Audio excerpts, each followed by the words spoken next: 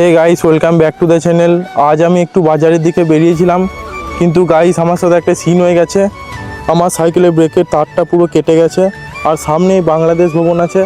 আমি এখন বাংলাদেশ ভবনের সামনে মাঠটায় দাঁড়িয়ে আছি, কারণ একটা ব্রেক তো ভেঙেই গেছে। তো ভাবছি কি করে বাড়ি যাব। আর এই ব্রেকটা আমি কোনোভাবেই এই তারটার সাথে এখানে লাগাতে পারছি না। তো দেখি এখানে কি জোগাড় করা যায়। গাইস এতক্ষণ ধরে কষ্ট করার পরও ব্রেকটা তো আমি এটার সাথে জুড়তে পারলামই না। শেষে বাধ্য হয়ে এখানে আমি জড়িয়ে রেখে দিলাম। তো এখন আমি বাড়ি যাব, কিন্তু ফার্স্টেই বাড়ি যাব না, আমি এখন পাড়াতে যাব। পাড়াতে গিয়ে কিছুক্ষণ বসবো, বসার পর বাড়ি ফিরবো।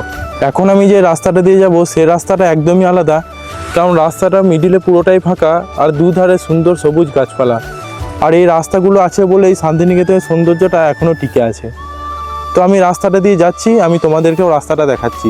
আমি এখন এই রাস্তাটা দিয়ে হাঁটছি, আর রাস্তাটার সাইডে ছোট বড় কোয়ার্টার আছে, আর মিডিলটা পুরোটাই ফাঁকা। আর এই রাস্তাটা একটু হাঁটার পরই মেন রোডের সামনে চলে এসেছি। সামনে যে রোডটা দেখতে পাচ্ছ ওটা হচ্ছে মেন রোড, আর সামনে যে মাঠটা দেখতে পাচ্ছ দূরে ওটাই হচ্ছে পৌষ মেলার মাঠ। গাইস এই রাস্তার ধারে খুব সুন্দর একটা ফুলের গাছ আছে, আর এটাই হচ্ছে সেই গোলাপি ফুলের গাছটা।